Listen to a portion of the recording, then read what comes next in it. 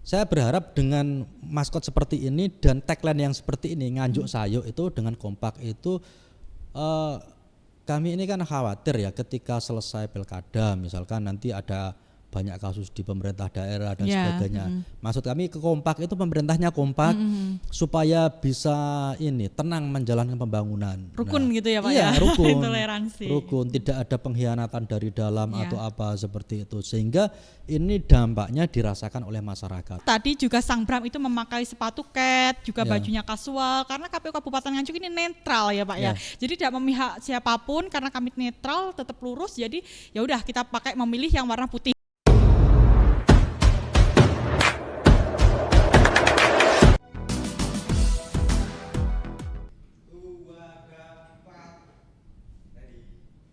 Assalamualaikum warahmatullahi wabarakatuh. Di dalam kesempatan yang indah dan luar biasa, ini keren loh teman-teman pemilih.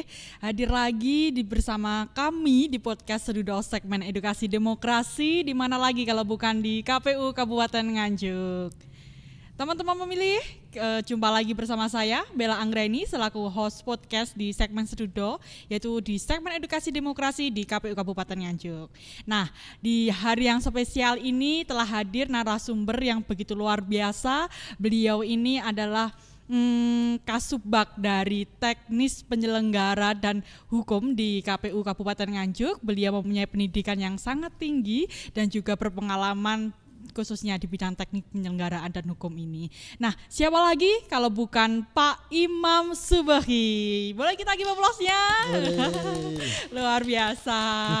Selamat siang Bapak. Selamat siang. Oh ya teman-teman pemilih, kalau kita yang kemarin-kemarin ini temanya kan hari ini sama kemarin-kemarin berbeda ya Pak ya. Ya. Tapi yang kali ini tak kalah serunya Pak, karena hari ini kita akan membahas mengenai misteri Pak, atau misteri atau cerita asal usul ya Pak ya.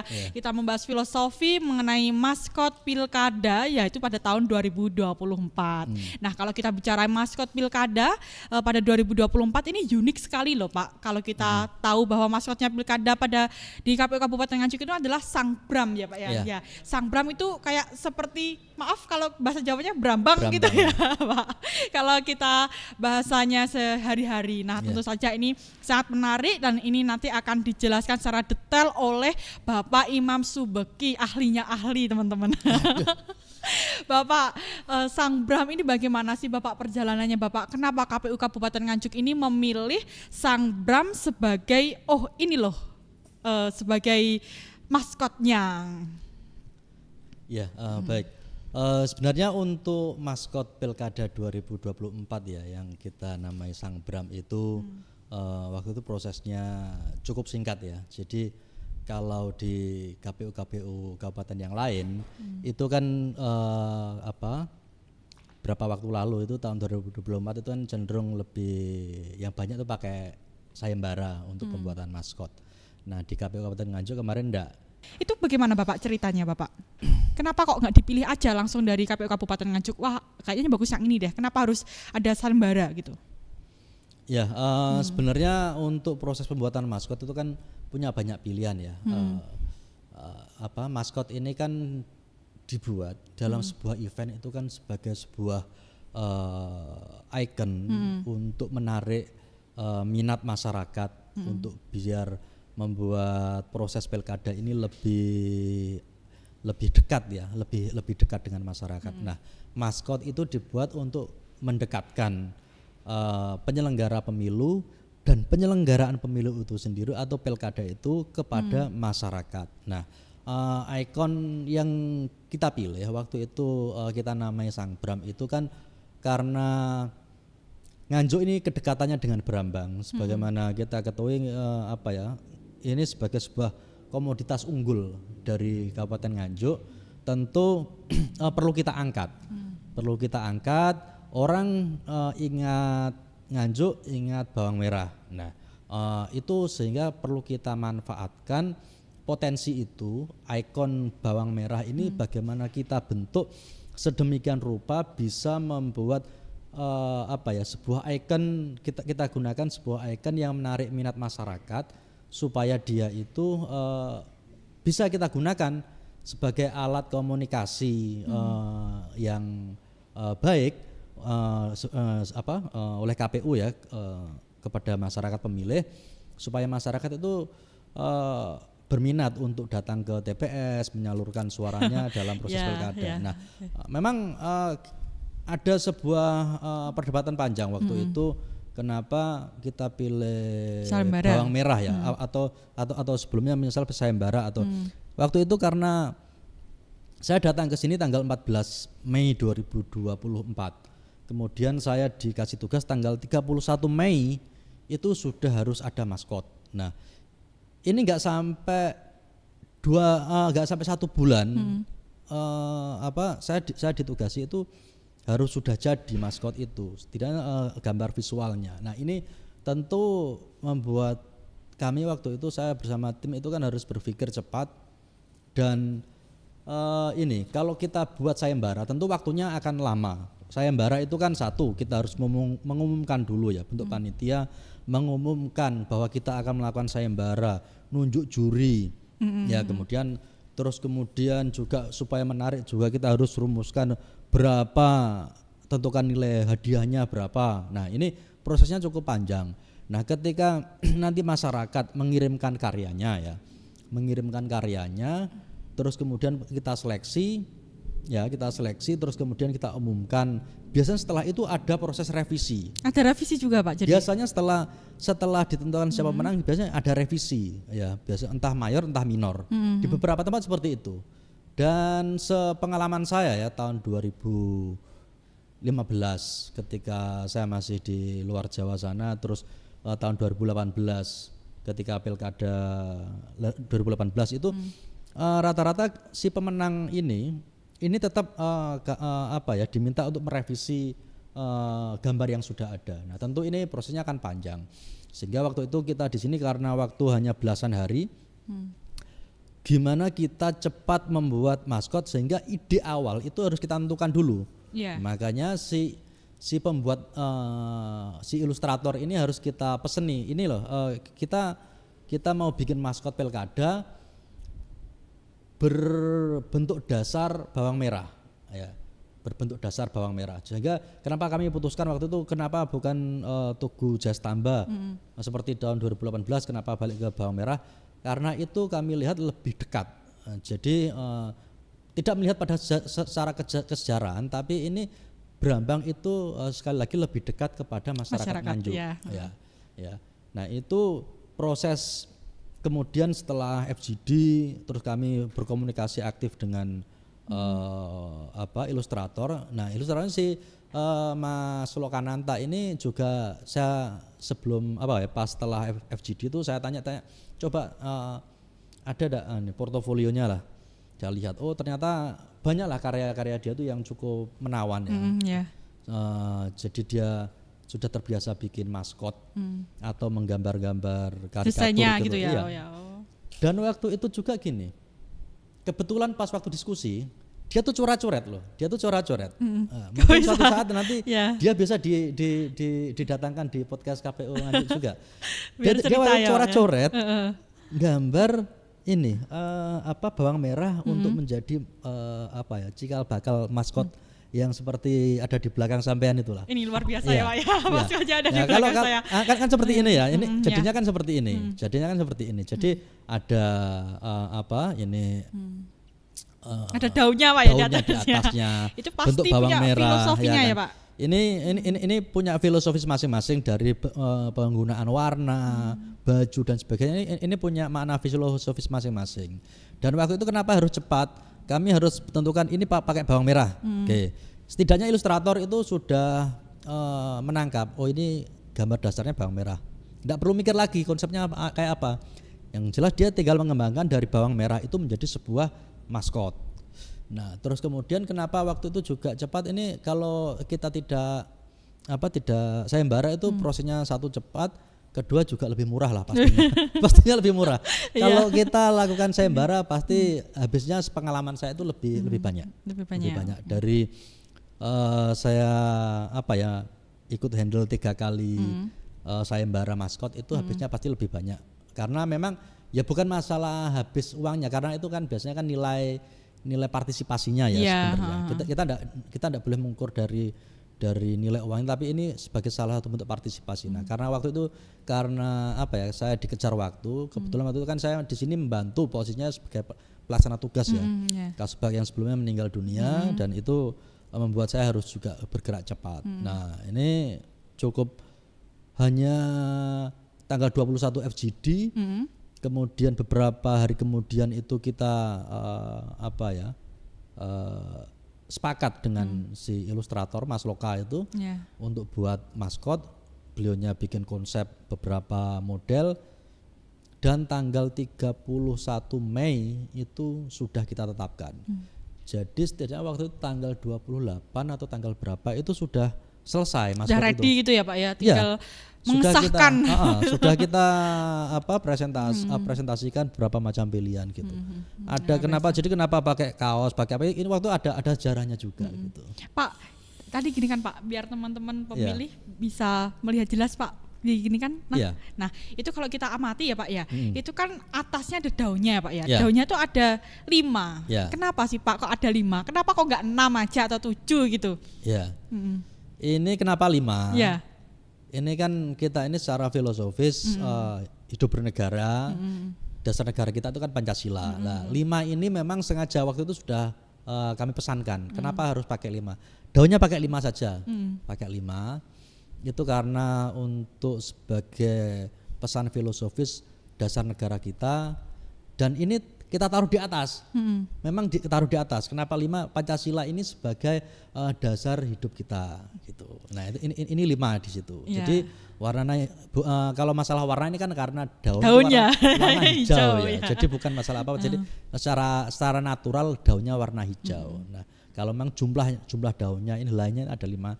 Ini masalah dasar falsafah bernegara itu 5. Terus ini kalau saya melihat sekilas ya teman-teman, kita lihat Sang Bram ini membawa paku. Nah, kenapa nggak membawa ini alat contreng atau pensil seperti itu Pak? Kenapa? Terus kenapa kok ada harus ada surat suaranya, ataukah memang ini menandakan bahwa ini loh pilkada, ataukah memang ada filosofi tersendiri dari Sang Bram ini? Oke, setidaknya gini. Langsung saya urut dari atas lah sebelum kita pakai paku dan ini. Jadi kenapa dia pakai Sang Bram, bukan Mbak Bram atau Mas Bram, kayak gitu, atau si Bram. Nah, biasanya kan kalau KPU itu kan cenderung pakai si ya kan. Nah, ini waktu itu pakai Sang Bram itu gini. Ini kan akronim ya. Sang Bram itu kan sumber akronim dari sumber alam Nganjuk, berguna untuk rakyat adil dan makmur. Nah, itu. Jadi sang itu kenapa ndak Mas atau Mbak? Nah, ini lebih ke secara seksualitas. Kalau Mas ya itu dia ke laki-laki. Kalau Mbak ke perempuan. Nah, yang paling aman itu pakai si. Nah, si atau sang. Nah, waktu itu kenapa saya pakai sang? Dan jujur ini waktu itu saya diskusi dengan beberapa teman di sini, gimana, menarik enggak pakai sang atau si? Ya sudah, akhirnya ketika di akhir cerita waktu itu saya ambil sang itu saya ambil dari akronim itu sumber alam Nganjuk. Kayaknya dari segi cocokologi ini cocok banget ya. Dan lebih menarik gitu ya Pak ya. Terus kemudian paku dan surat suara ya. Namanya kita gelaran event pilkada ya. Maskot pilkada. Ini kita pakai paku dan surat suara ini untuk menandakan bahwa kita dalam pilkada ini mencoblos ya kan. Surat suara ini sebagai alat untuk konversi suara dari suara pemilih ke suara keterpilihan itu ya. Terus kemudian paku ini sebagai alat coblosnya. Nah, kemudian di sini kita pakai, kalau warnanya ini kan warna bawang merah ini kan warna natural bawang seperti ini ya. Terus kemudian dia ada mata, kita ilustrasikan ada mulut yang ceria. Ya. Ini memang pilkada ini harus ceria. Jadi harus menyenangkan, dan wajahnya ini kan kayak emotikon yang ada di WhatsApp itu ya. Nah, ini kita buat seceria mungkin untuk menarik minat selain masyarakat, juga pemilih pemula lah. Ya, pemilih pemula ini kan cukup mendominasi jumlah pemilih kita. Nah, kemudian pakai kaos putih ini kenapa? Kenapa enggak pakai beskap? Nggak pakai batik.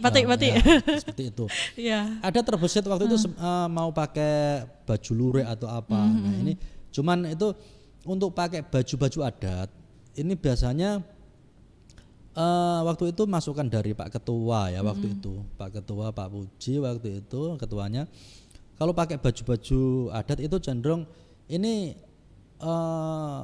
potensi untuk calon bupati maupun wakil bupati pakai baju adat di surat suara itu potensinya besar. Nah, sehingga kita udah yang jarang itu kan pakai kaos. Nah, di surat suara pakai kaos itu kan calon itu kan lebih hampir netral ada, gitu ya. Kita pakai kaos. Kaos itu juga punya filosofis ini sebagai gaya yang casual, narik anak-anak muda. Terus ini pakai sepatunya juga sepatu kets seperti ini memang untuk menarik anak-anak muda. Nah, kenapa juga kok pakai sepatu cat kok bukan sepatu pantofel kan gitu. Nah, ini semangat muda yang masyarakat ini diajak untuk bahwa pilkada Nganjuk ini siap melangkah ke masa depan yang lebih baik lah. Secara filosofi seperti itu. Terus kemudian ada tagline-nya Pak, nganjuk sayu nganjuk gitu. sayu. Ya. Nganjuk sayu. Sayu itu kan kalau kita pernah dengar ini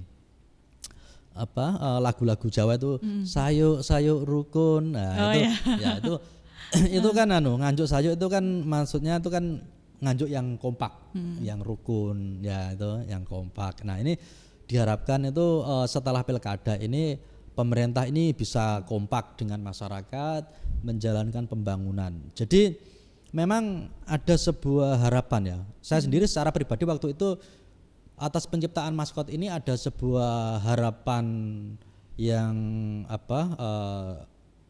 tidak saya ungkapkan secara langsung, tapi maksudnya seperti ini. Saya berharap dengan maskot seperti ini dan tagline yang seperti ini nganjuk sayu itu dengan kompak itu kami ini kan khawatir ya ketika selesai pilkada misalkan nanti ada banyak kasus di pemerintah daerah dan sebagainya. Maksud kami kompak itu pemerintahnya kompak supaya bisa tenang menjalankan pembangunan. Rukun gitu ya Pak iya, ya. Rukun. Toleransi. Rukun, tidak ada pengkhianatan dari dalam atau apa seperti itu. Sehingga ini dampaknya dirasakan oleh masyarakat. Ini sebuah waktu itu memang betul-betul ada sebuah keinginan besar dari dalam hati saya waktu itu seperti itu. Sehingga ya kita doakanlah sampai dengan 5 tahun ke depan pemerintah yang terpilih ya kan calon yang terpilih itu tidak tidak terjerat kasus-kasus korupsi atau apa itu tidak terjerat seperti itu dan harapannya jangan sampai ada terjerat seperti itu dan ini kan untuk kepentingan masyarakat gitu ya. Tuh. Luar biasa teman-teman pemilih, ini penjelasannya sangat detail, dijelaskan filosofinya dari atas sampai bawah, bahkan sampai tagline-nya dari Sang Bram ini juga dijelaskan ya, yaitu nganjuk sayu. Oh ya Bapak, ini kan tadi pasti ada launchingnya ya Bapak ya, biar kita masyarakat di Nganjuk ini saat itu tahu kan ada launchingnya. Nah launchingnya itu ketika KPU Kabupaten Nganjuk meluncingkan maskot pilkada, itu bagaimana Bapak? Reaksinya bagaimana? Ya. Pro kontra apa atau bagaimana, positif atau bagaimana? Ya, mungkin sebelum ke launching ya. Jadi gini, saya masih ingat tanggal 31 Mei 2024 maskot ini kita tetapkan. Ya, jarak beberapa hari kemudian itu kami dapat share dari beberapa postingan gitu. Ternyata di mana Pak postingan apa itu? Postingan berita ya, berita online ya. Itu gini, ada potensi calon kepala daerah yang berkompetisi itu juga pakai maskot bawang merah.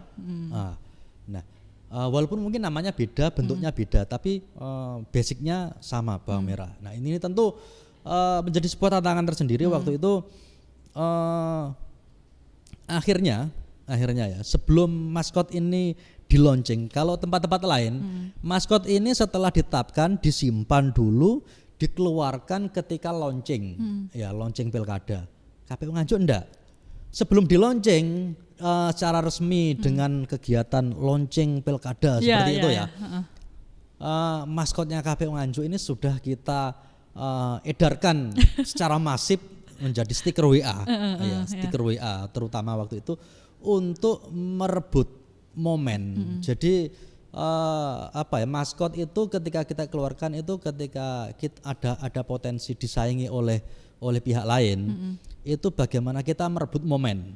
Ya, kita kalah 1 hari, momen mengeluarkan maskot itu, maskot yang sudah kita tetapkan ini bisa aku dulu ini punya aku dulu ini. Iya, kita keduluan. Dipikir nanti kita nyamain calon yang lain.